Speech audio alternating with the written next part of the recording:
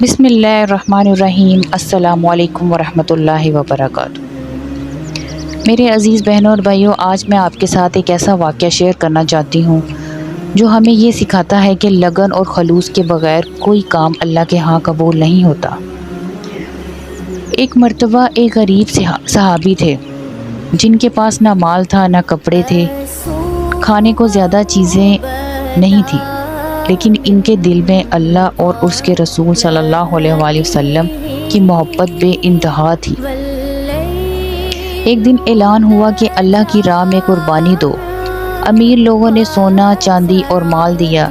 یہ غریب صحابی گئے اور اپنے پاس موجود صرف ایک مٹھی کھجوریں لے کر حاضر ہوئے اور کہا، یا رسول اللہ صلی اللہ علیہ وآلہ وسلم، میرے پاس کچھ نہیں، بس یہ مٹی بھر کر کھجوریں ہیں، میں چاہتا ہوں کہ یہ اللہ کی راہ میں قبول ہو جائے۔ یہ سن کر صحابی رضی اللہ عنہ کے آنکھوں میں آنسو آ گئے۔ رسول اللہ صلی اللہ علیہ وآلہ وسلم نے فرمایا، اللہ کے نزدیک یہ مٹھی بھر کھجوریں احد پہاڑ کے برابر سونے سے بھی زیادہ قیمتی ہیں، کیونکہ یہ خلوص کے ساتھ دی گئی ہیں۔ بہنوں اور بھائیوں، یہ ہے لگن اور خلوص کی اصل حقیقت۔ اللہ کو چیز کی مقدار نہیں دکھانی، بلکہ نیت اور دل کی لگن دیکھنی ہے۔